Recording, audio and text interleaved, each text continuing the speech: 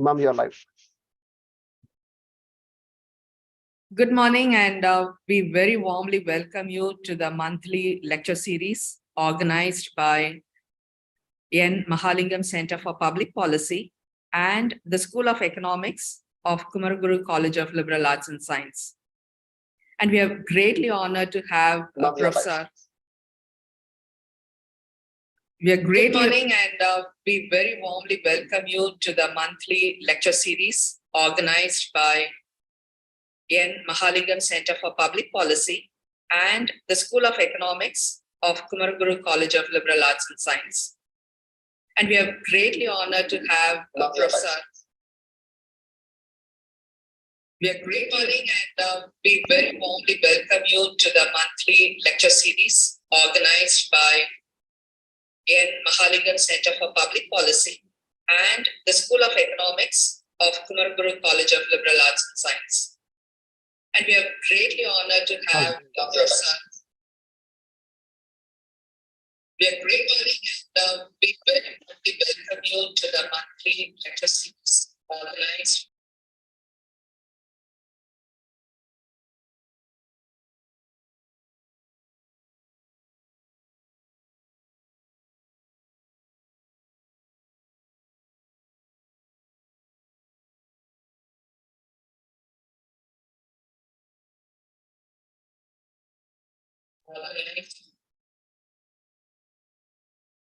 There's a problem.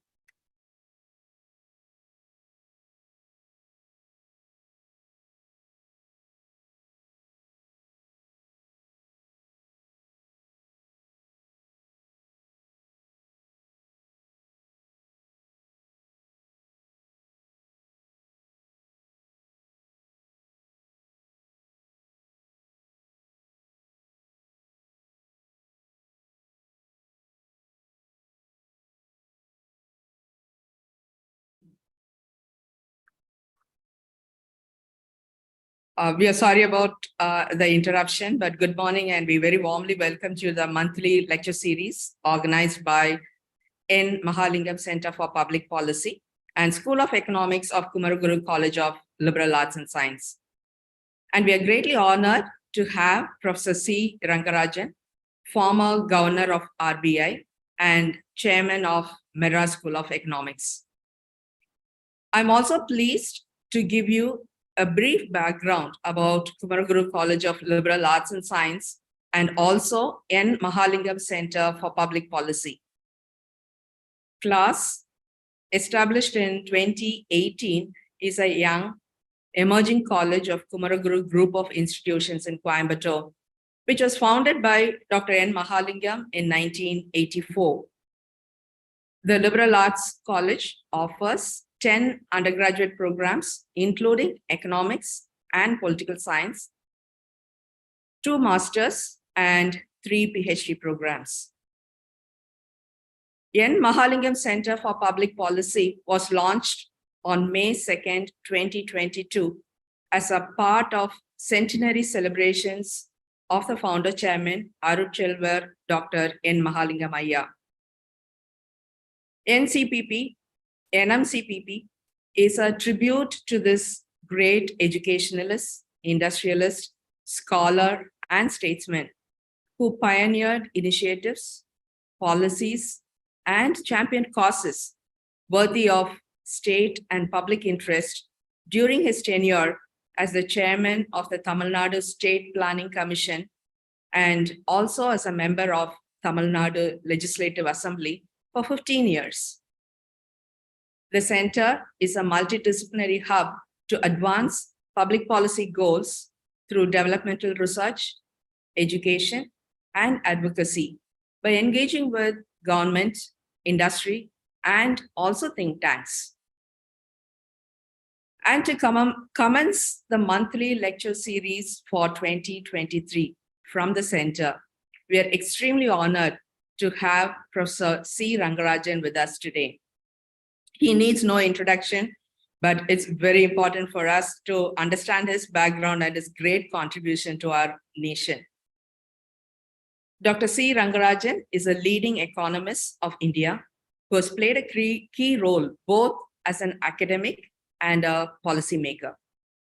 He has held several important positions, which include Governor of Reserve Bank of India and Governor of Andhra Pradesh.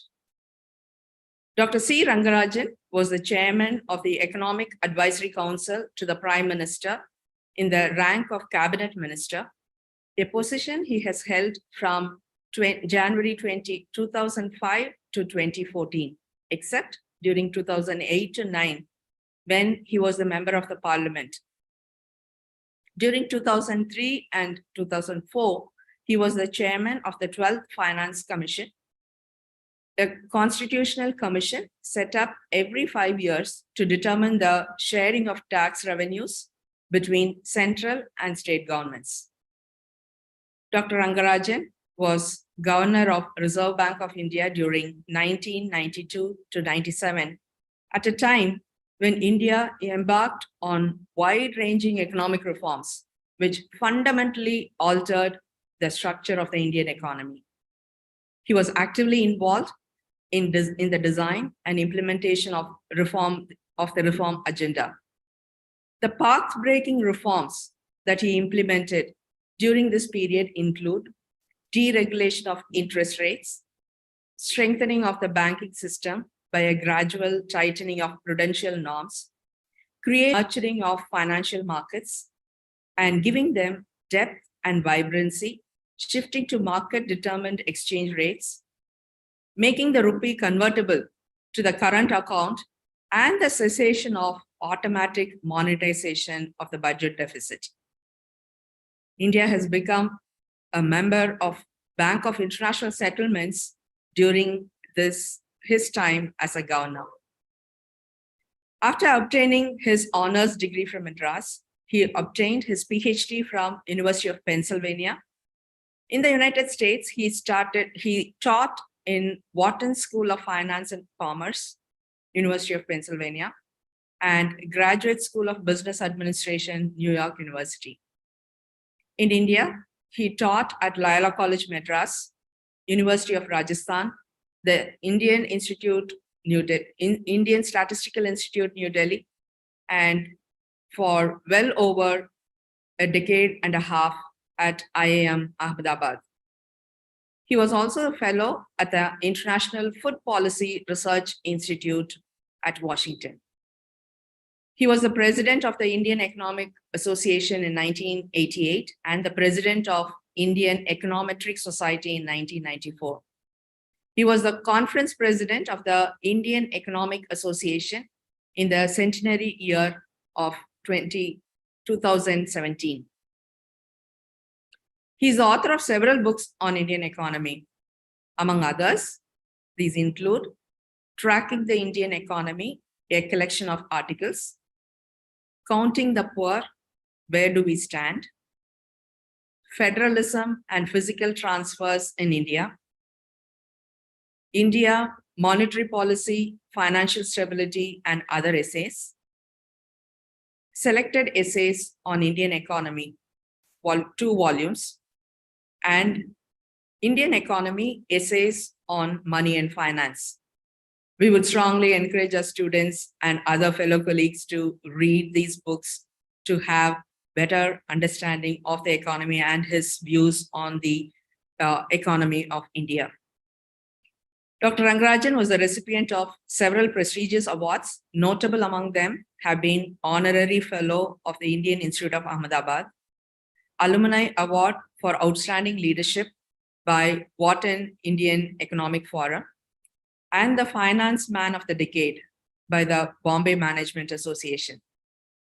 In recognition of his distinguished service to the country, the government honored him with Padma Vibhushan in 2002, the second highest civilian honor.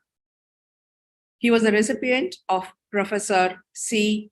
Mahalan Bonis National Award in Lifetime Achievement category in 2020. He was awarded the first Dr. C.V. Rao Centenary Gold Medal for Lifetime Achievement by the Indian Econometric Society in 2021. He was a recipient of the honorary doctorate from several universities. He is currently the chairman of Madras School of Economics. We are genuinely excited and eagerly looking forward to your enlightening lectures, sir. Your wealth of knowledge and insight will undoubtedly offer invaluable perspectives on this topic and contribute to the intellectual growth of our students and the wider community. I welcome the viewers to join the significant lecture and post your questions and thoughts in the chat, and we will take a couple of questions in the end. Sir, I welcome you to address the viewers.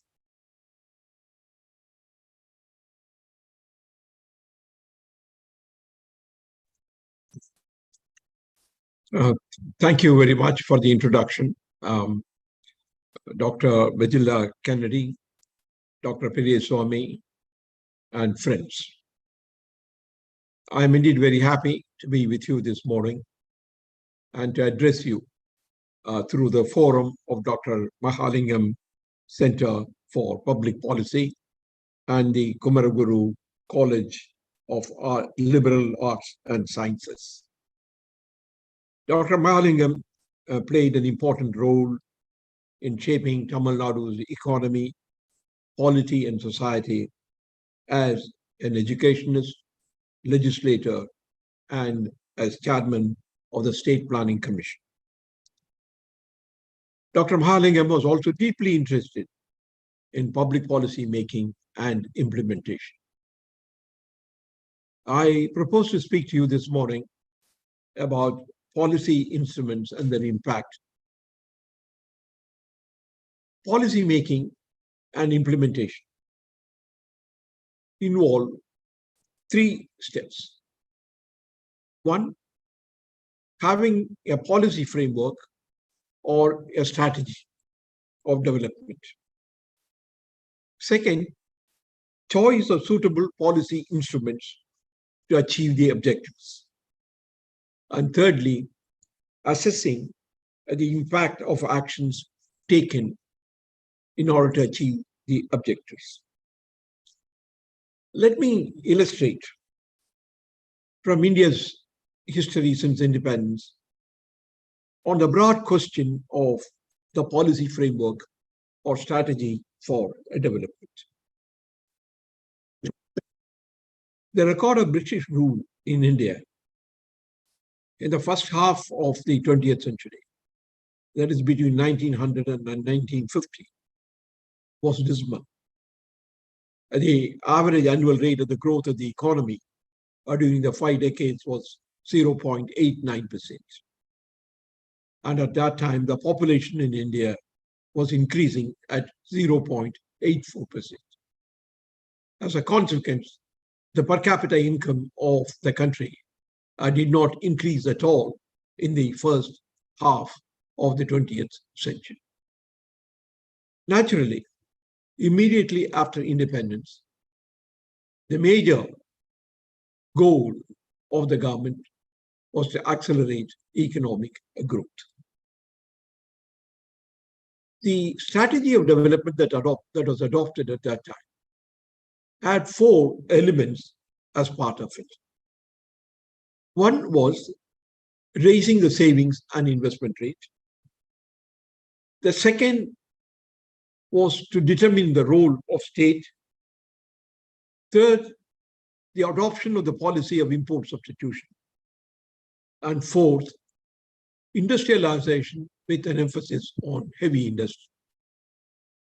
I will not this morning go into a detailed analysis of each one of the elements of the strategy of development, but only broadly indicate that what the government immediately after independence decided was that if we have to accelerate economic growth in our country, the savings rate must go up, and simultaneously the investment rate must go up. The writings of the Lewis emphasize the need for raising the savings rate. The writings of Herod and Domar emphasize the need for raising the investment rate in order to accelerate growth. the Harrod-Domar model, the growth rate is determined by the investment rate divided by the incremental capital output ratio. That is, if a nation has to move forward, then it depends upon the level of the investment rate and the level of the efficiency with which that capital is used. Secondly, the strategy of development also emphasized the role of the state. The state had to play an important role in the economic activity in order to correct what came to be known as market failure. Market failure essentially implies the failure or the inability of the market to perform its function. This was particularly felt in the area of investment because of the myopic character of the participants. The participants, that is the investors, did not have a good long-term outlook and therefore might not be forthcoming in terms of investment. And that is why the state had to play an important role. Thirdly, import substitution, which meaning the adoption of the policy of import substitution, which essentially meant that we in India should make whatever we were importing. And the fourth was, of course, on emphasis on heavy industry like making steel or machines to make machines and so on. That was derived from the Mahalanobis model, even though the Mahalanobis model is strictly valid only in a closed economy. What happened? Whenever we talk about the policy framework and policy instruments, we need to look at what is the net result of whatever policies that we have adopted and whatever instruments that we have used. In the first 3 decades after Indian independence, the rate of growth of the Indian economy was 3.6%. At that time, population was growing at 2.2%. With the result, the per capita income was growing at 1.4%. Certainly, this was an improvement over what the British did in the first 50 years, but it certainly fell short of our own expectation and the growth rate of some of the countries, even in Asia. In 1980s, the growth rate improved, but what happened was this was bought at a great cost of high fiscal deficit and high current account deficit, and that resulted in the crisis of 1991. The crisis of 1991 was converted into an opportunity to bring about some fundamental changes in India's economic policy. The break happened in 3 important ways. One was in terms of the role of the state in dismantling the vast multitude of controls and permits and licenses that were required as part of the planned economy that we had before. And thirdly, to give up the policy of import substitution and embrace global trade and develop the abilities to compete effectively in the world market. So these were the 3 important elements of the strategy of development since the 1991 crisis and the new economic policy that we adopted at that particular time. I will not go into it this morning in a detailed way about what happened to India's economy since 1991. But broadly speaking, it is very quite clearly that the rate of economic growth increased substantially during the period. In the early period, it was 6.2% per annum. Then it jumped to 7.4% per annum. And more recently, it has been around 6.7%. But then we had other problems like COVID-19 and so on. So the idea is that the break with the past came in order to accelerate economic growth. If you look at it in terms of economic growth, certainly the performance has been better. But the post-1991 economic performance also indicates that growth cannot be taken for granted because of reforms. Since 2011-12, the growth rate of the Indian economy has been somewhat lower than the previous period. Therefore, in the language or in the jargon of the economists, reforms are a necessary condition, but not a sufficient condition. Along with the reforms, we really need to see that the investment climate in the country is appropriate and the level of the investment rate continues to remain at a high level if you want to accelerate growth. Let me slightly shift the stand and talk about what are the policy instruments that are available to the government in order to achieve whatever objectives they may have. One is fiscal policy. The other is monetary policy. And the third is the direct controls. When we had a planned economy in our country, direct controls through licenses, permits, are the mechanisms through which the government tried to implement whatever ideas that they had. But these become less important as the economy becomes more and more market determined. But fiscal policy is an important instrument of economic policy. Fiscal policy broadly implies all actions taken to raise, to influence government expenditures, government revenues, and government borrowing. All actions which have a bearing on which have a bearing and an impact on expenditures, revenues, and borrowing are called constitute fiscal policy. So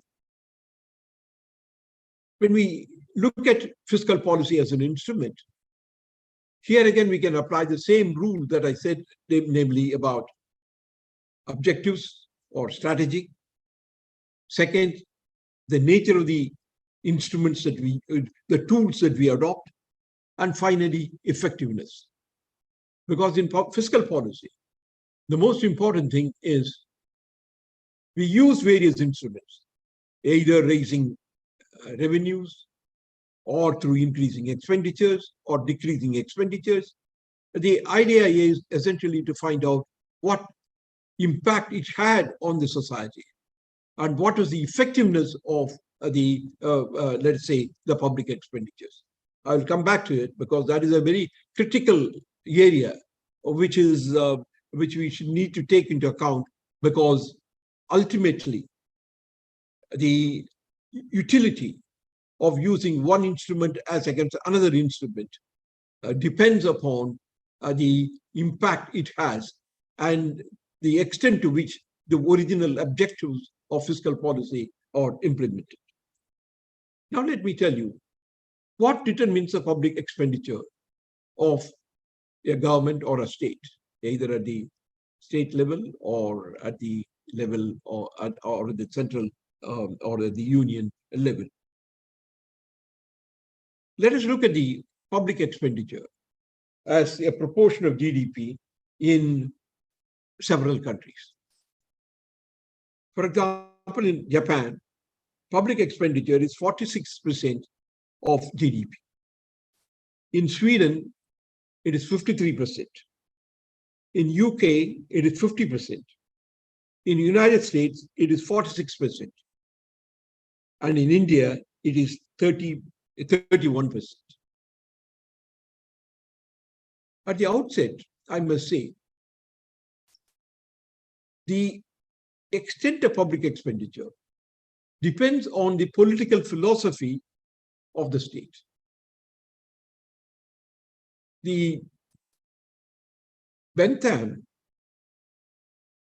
formulated a proposition which said that government is best, which governs the least. This we may call it as the minimalist doctrine. That is, the state had only a very limited role to play. But that view has been given up by most states. The other extreme of the minimalist doctrine is that the state must run everything. probably a purely communist society or a communist government will do that. That everything, as the earlier Marxist saying was about, all the means of production to be owned by the government. Then in which case, all economic activity is concentrated in the hands of the state. But most countries have moved in between. We today call a welfare state. Namely, the role of the North state, as Adam Smith enumerated, was limited to 3 areas. One was protecting, maintaining law and order. Second, protecting the state from external aggression. And third, maintenance of certain expenditures which will not be done by the markets. Therefore, these 3 limited areas were given to the state. But we have now moved towards the concept of a welfare state, where we think that the role of the state, besides the first 2 things, which everybody accepts, or the roles of the state, that is maintaining law and order inside the country and protecting the country from external aggression, which is accepted by all. But the point really is that the state we now regard has an important role in providing physical infrastructure and social infrastructure like health, education. That is the concept of a welfare state. Namely, that the welfare of the people is a critical element in the strategy of development. Now, when I told you about the expenditures, public expenditures, as a proportion of GDP, you found that countries like Sweden and UK have almost 50% of the GDP done through the or constitute public expenditure. But let me also tell you that the fact that the public expenditure of a state, which I mean the government, being above 50% does not mean it is a quasi-socialist or a quasi-communist state. It does not. The government may increase expenditure, but that expenditure may result in the production of or in the creation of activities in the private sector. Take, for example, the government spending a lot of money on defense and spending money on building planes and so on. But the planes may not be built or may not be manufactured by the state. The planes may be manufactured by the private sector, but the planes may be bought by the government. Therefore, the expenditure is taken as part, as a proportion of the state may go up, but that does not necessarily result in the production of economic activities being in the hands of the government. India's public expenditure, both at the center and the states, constitute now 31% of the GDP. If you ask anybody, everyone will say that we need to increase public expenditure. But our public expenditure as a proportion of GDP is low because we are not able to raise the revenue, because expenditure can be incurred only if there is adequate revenue. Therefore, the actual public expenditure not only depends upon the political philosophy. I think the political philosophy of India, both at the center and in the states, is to create a welfare state. But our ability to create a welfare state also depends upon how much we are able to raise revenue. Therefore, as we move along, the proportion of public expenditure may increase. Therefore, the point to which I wish to make is, while it is true that the public expenditure as a proportion of GDP stems from the political philosophy, the actual public expenditure will also have to depend upon the level of the GDP and the level of the revenue raising capability. Therefore,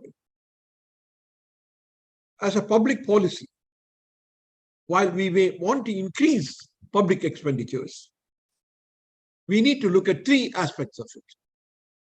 One is the size, about which I talked. The other is composition. What determines the composition of public expenditure? Public expenditure is the total expenditure of the government in a federal country like ours, both at the center and the state level. So what determines the composition of the public expenditure? How much will it spend on defense? How much will the government spend on education, health? This again flows from the political philosophy of the state. A welfare state would want to spend a lot more on health, education, and similar other activities aimed towards promoting the well-being of the people. Therefore, the composition of the expenditure is also stems from the political philosophy. Those countries which have a minimalist view will spend only on probably creating a public infrastructure, but otherwise it will be restricted only to maintaining law and order and maintaining, protecting the country from external aggression. So the third dimension, or not dimension, the third aspect that we need to look at public expenditure is effectiveness. After all, the expenditures are being incurred with a view to promoting certain objectives. Let's look at education. And the objective is to improve the literacy level, improve the abilities of the people in general, and when we provide technical education, we also want to improve the technical abilities of the students. How do we measure the effectiveness of public expenditure? When we talk about impact, that is where the issue comes in. What do we do in order to be able to produce the right results? How do you measure the effectiveness? In public finance, we talk about what is called performance budgeting. Performance budgeting essentially implies that the budget is looked not in terms of purely the numbers, the expenditures in value terms, but also look at how well the original purposes with which these expenditures are planned to be spent or achieved. Take, for example, once again, education. The budget allocates a certain amount of money for building schools, hiring teachers, providing certain other facilities in the schools and colleges, etc. In measuring effectiveness, many people make a distinction between output and outcome. Output is very often in terms of the physical counterpart to the expenditure in rupee terms. For example, in the budget, a certain amount of money is allocated for, let's say, elementary education. Then it is broken up into building schools, as I said earlier, hiring teachers. First aspect of the performance budgeting is to find out whether these physical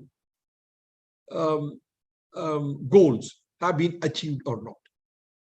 Whether the planned number of teachers have been recruited, whether the number of schools or buildings that have to be constructed have been constructed, and so on. So this is, as I said, a physical counterpart to the monetary expenditure. So in that sense, we can really find out whether the outputs to be generated as implied in the budget happened actually or not. Whether the number of teachers who have been recruited or whether the number of buildings that have been constructed correspond to what was originally intended.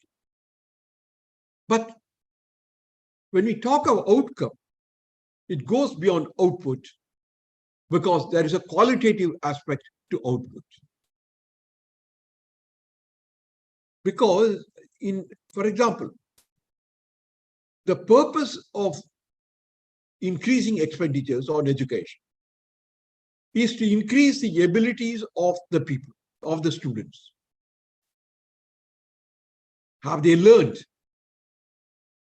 Then it becomes not only whether the teachers have been appointed or whether the teachers are, in addition to it, we need to look at whether they perform their functions properly and whether the students actually learned what was expected of them. For example, nowadays there is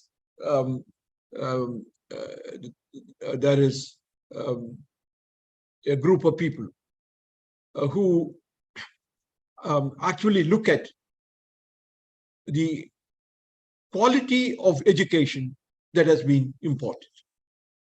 They estimate, for example, whether students in the, let us say, the 8th standard are able to read and calculate according to what is expected of an 8th class student, or only they are capable of what a 5th or the 6th class student is expected to do. Therefore, the real problem in public finance is not only to look at whether expenditures have been incurred and whether buildings have been constructed and teachers have been appointed, but also whether the students have learned what they are expected to learn. So therefore, when you look at public policy and look at it in terms of the expenditures, one needs to look at not only output, but also the outcome. What is the effectiveness of the various actions that have been taken? Now, when looking at fiscal policy, there are many other things that one can talk about, but I will touch only on one point before I go to one other instrument of economic policy. The other is public borrowing. Why does the government borrow? The government borrows because the expenditures they want to spend, want to incur, is more than the revenues they can raise. This is like any household. Any household, if it spends more than what the household earns, then they can meet the expenditure only by borrowing. This is true of the government as well, that any excess of expenditure over revenue will have to be met by borrowing. Obviously, in the case of household, there is a limit to which a household can borrow because the lender is very careful. The lender will give the money as a loan, will provide the loan only when he knows that the household has a capability to return the loan. Public borrowing essentially means the borrowing of the government from the households what they want to borrow. The critical question that has risen in the recent period is that any attempt to borrow beyond a particular point can actually result in the state being unable to meet the repayment requirements. Therefore, like a household, the state also can get into a situation where its ability to repay may be limited. Therefore, more recently, it has been an effort to limit public borrowing. There is one thing about public borrowing which is different from private borrowing. The government has the power and authority to issue notes. Therefore, money can be printed by the government or the RBI or the central bank of the country. But that cannot be used as a mechanism for borrowing infinite amounts, because that will result, as we all know, if too much money is created, you will have an inflationary situation. Therefore, one of the problems that we had during the crisis of 1991 was that the fiscal deficit, as we call it, of the government started rising and rising. There was a time when the government of India had a revenue surplus. That is, on the revenue account, the income earned, the income raised, not earned, the income raised was higher than the expenditure. Therefore, the surplus could be utilized for capital expenditure. But this game and converted into this, the situation turned, and the government of India started incurring revenue deficits. The Fiscal Responsibility and the Budget Management Act that was passed was essentially to see that the borrowing of the government of India is limited.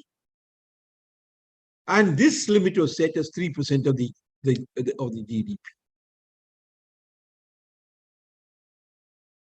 The rule that was originally introduced was somewhat related to the surplus that is available in the hands of the household. And therefore, if the central government borrows 3% of the GDP, if all the states governments borrow 3% of the GDP taken together, then the center and the states taken together will borrow 6% of the GDP. And this limit was set on the basis of the household sector savings in financial assets. There have been problems in maintaining this level of fiscal deficit.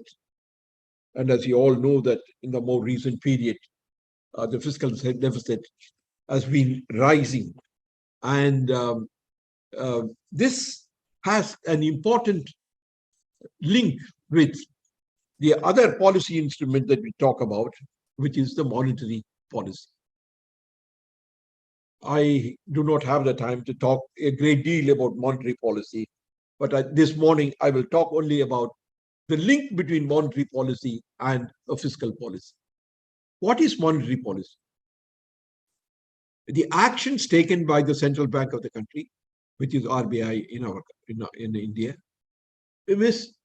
which have an effect upon the cost and availability of credit and money, are treated as actions of monetary policy. As I mentioned earlier, the central bank of the country has the power to print notes which constitute money. But this becomes the basis for further credit expansion. And the definition of money includes not only um, currency in circulation, but also the demand and time deposits of the commercial banks. When the borrowing of the government goes beyond its revenues, it borrows, they borrow, or the governments both at the center and states borrow. And when the borrowing goes beyond a particular limit, that is, there are not enough lenders, let us say, to meet that borrowing, then the only recourse for the government, the central government particularly, is to resort to borrowing from the Reserve Bank of India. And that has an impact with respect to inflation. Inflation, in the final analysis, is the consequence of both the availability of goods and services and the extent of liquidity in the system. Therefore, if the liquidity in the system increases, then it has a positive effect on inflation. That is, inflation increases. On the other hand, if the supply availability of goods and services increases, then it has a dampening effect on inflation. So this is really, in substance, what inflation theory conveys. Therefore, in an attempt to control inflation, two courses of action are possible. One is to increase the availability of goods and services.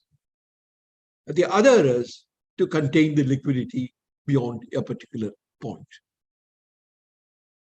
That is why the new inflation targeting program was adopted by the Parliament and became the framework, the policy framework for Reserve Bank of India. The objective of the Reserve Bank of India was clearly stated, that it can go up to an inflation of 4% plus or minus 2%. The goal should be to keep the inflation at 4%. But it can go up to 6% on the upper side and fall below up to 2% on the downside. In some sense, this has been effective. And the first few years after the new monetary policy framework was introduced, the inflation was contained and was fluctuating only between the comfort zone from 2% to 6%. But post-COVID, naturally, there have been problems, because at the time of COVID, every policy maker or every policy analyst pleaded for increasing public expenditure. This was a time at which the revenue was falling. With the result, the fiscal deficit increased enormously. For example, the fiscal deficit in 2021 of the government of India went up to 9.2%, whereas what was considered to be tolerable was 3% of the GDP. But then it went to 6.8% in the following year. The next year, it went to 6.5%. And the projected fiscal deficit for fiscal 23-24 is 5.9%. To cut the long story short, what we really need to do as we move along is to ensure, to see that the fiscal deficit is brought down to the level over a period of time to the 3%, which was originally mandated. the mandate has been changed since then in terms of the debt GDP ratio. Um, the amended FRBM Act seeks for the debt GDP ratio to be brought to the level of 60% of the GDP. This public debt level we are talking about is both of the center and the other states. But during the COVID period, the public debt rose to 90% of GDP. Therefore, we really need to bring it down to the recommended level of 60% over a period of time. And we need a clearly guide map in order to reach that level. But the actual policy, the actual mechanism required to achieve a lower public debt GDP ratio is really the fiscal deficit. Therefore, as I mentioned, we are in this year projected to achieve a fiscal deficit of 5.9%, but we really need, as we go along, to bring it down to the 3% level as early as possible. It is not possible to bringing it suddenly. That will have a lot of consequences. Therefore, but we need to have a clear guide map, glide path to indicate when we will actually get to the level of 3% of the GDP.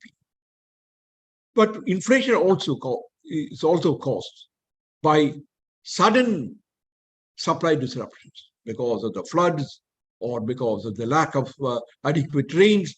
There can be supply bottlenecks, and as a consequence, prices might rise. But prices, in the final analysis, to be sustained, will be sustained only if there is a liquidity increase. So we need to address, in order to control the inflation, two things.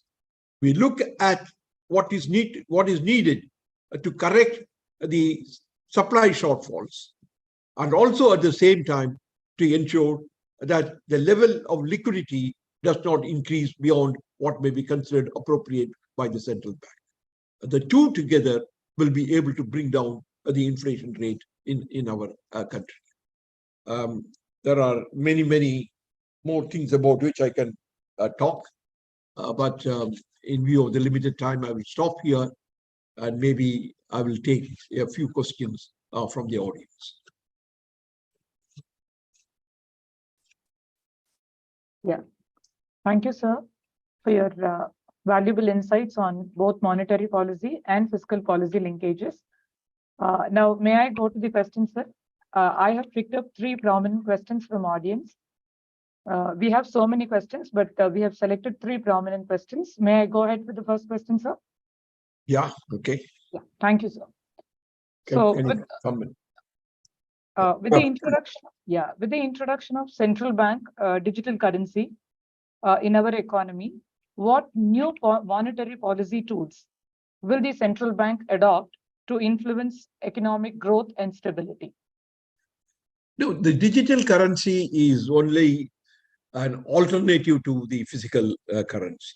Therefore, in terms of monetary policy, the major concerns will be what I spelled out. The introduction of digital currency only makes it easier to deal with currency, in the sense that one does not have to carry, because today, if you want to use currency, it is in a physical form and you have to carry it with you. Whereas digital currency enables you not to carry that currency. Therefore, the introduction of digital currency per se does not alter the manner in which the monetary policy will have to be operated in order to achieve the objective. Thank you. The second question, how does fiscal decentralization and local governance impact the implementation of fiscal policy in Tamil Nadu? Well, I would say that it applies to all states. I mean, the answer applies to all states. The point really is, it is not so much a matter of fiscal policy as much as the overall policy of implementing ideas and schemes. What is best? What is the best way to do it? There are local needs, there are local requirements which are perceived better by the local authorities. And therefore, those activities are better performed at the local level, and the authority and the necessary power to implement those must be left at the local level. This is the basic principle. After all, there is at the center or at the union level, there's a government. At the state level, there's a government, and at the local level. And when we talk at the local level, whether it is simply at the city or the village level or some other configuration at the level of the district or at the level of the taluk or whatever it is. Therefore, we can think in terms of various levels. But the idea is that some activities are better performed at the decentralized levels. And we should able to identify those activities which are best performed at the local level and allocate the local to the local level the authority to do it. But the authority to do it will be meaningless unless we allocate the resources to that authority. People only talk about state and the local level, but it is something, the local level itself is, as I mentioned, not one level. It is a hierarchy of levels there also. Therefore, the center or the center must be willing to allocate, or center must be, or the union government must be willing to let the states perform those functions which are better performed at the state level. And the state in turn must also make up its mind that it must be willing to let certain functions to be performed at the local level, which are best performed by the local level. Therefore, we really need to have the hierarchy of functions and the hierarchy of authorities. And these must be matched at the various levels, both in terms of authority or power, but also resources. Otherwise, this will not function effectively. Yeah, thank you, sir. And the last question is from one of the student, UG student. It is said that during the Depression time, the role of monetary policy is limited rather than fiscal policy. Why? Well, this goes into the question of what monetary policy can do and what monetary policy cannot do. And how does monetary policy act? I initially said earlier that monetary policy functions or tries to influence the economy through actions which have a bearing on the cost and availability of credit and money. Therefore, in a depression period, when the activities have slumped, so to say, whether making the credit cheaper will induce the borrowers to undertake activities or not. Because when the entire atmosphere or the environment is really gloomy, the borrowers may not have the inclination to incur expenditures to start new projects. Therefore, the central bank may make available through the commercial banks larger amount of money at a lower credit. It is like the old saying, you can take the horse to the pond, but cannot compel it to drink. So you can make available more credit at lower prices, but are there takers for that is the main question. It is normally felt that in a purely depression period, the attitude or the approach may not be to borrow more, even at a lower rate of interest, and to move on. Therefore, at that time, it is the role of the government to fill in the gap and move the economy forward. And once the economy moves forward, then monetary policy can once again begin to play a role. Therefore, when we talk about what the government can do at the time of the depression, this is really the public works program which people talk about. If the rest of the economy operated by the private sector is not generating enough demand in the system, is not generating enough employment, then the government comes in and says that it creates physical infrastructure, which is badly needed otherwise also, builds those things, provides these expanses expenditure. And this is what is called also by pump priming. Pump priming in the sense, just as in order to get water out, you put a little water into it and then operate the pump, then water comes out. And then similarly, in the case of the economy also, where the private sector is not inclined to invest more, then the state can come and invest and start the economy moving. Then once the economy starts moving, then perhaps the attitude of the private sector will also change, and therefore the leadership role can be performed by the government. Therefore, very often people talk about crowd in and crowd out. It is very, very often said that when state intervenes and starts increasing expenditures, people feel it crowds out the private expenditure. But in a depression, it may be the opposite. The state incurring the expenditure may in fact result in the private sector of the economy incurring expenditures, because the overall environment and the attitude and the climate gets changed. Therefore, instead of the public expenditure acting as crowding out private expenditure, the public expenditure may act as crowding in private expenditure during the depression period.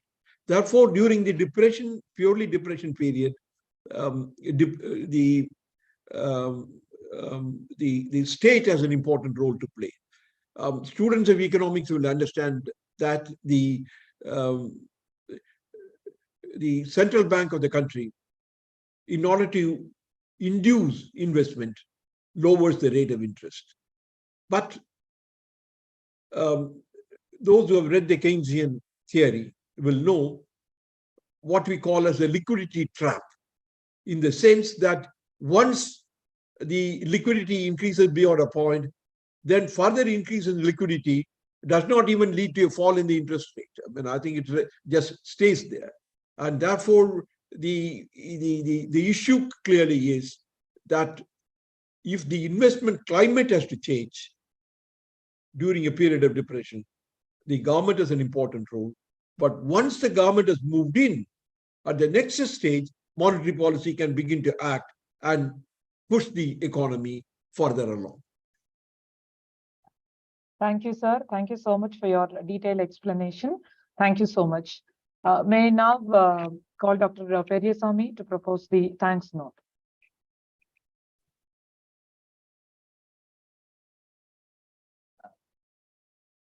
Thank you, ma'am. Thankfulness is the beginning of gratitude and gratitude is the completion of thankfulness. A very good morning to one and all present here.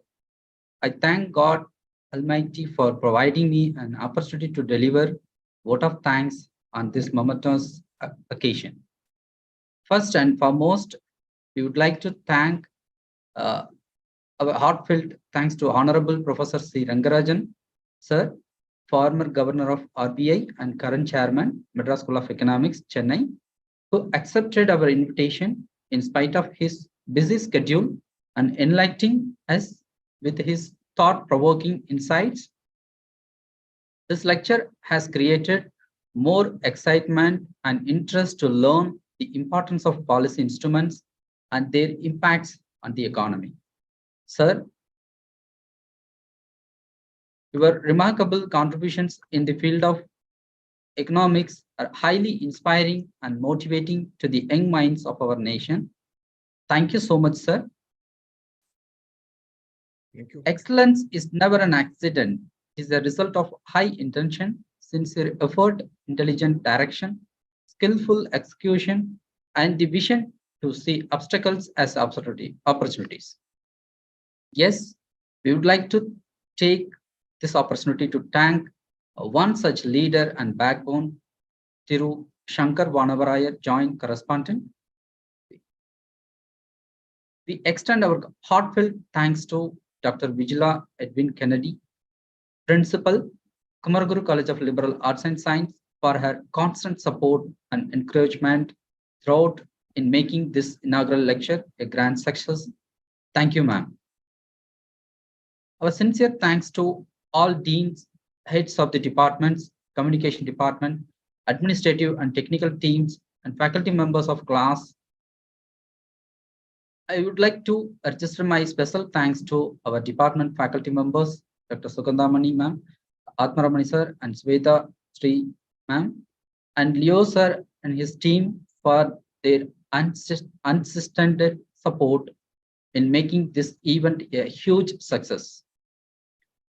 We extend our sincere gratitude to all the principals of different colleges, faculty members, teachers, research scholars, parents, students, and other participants who actively participated in this event.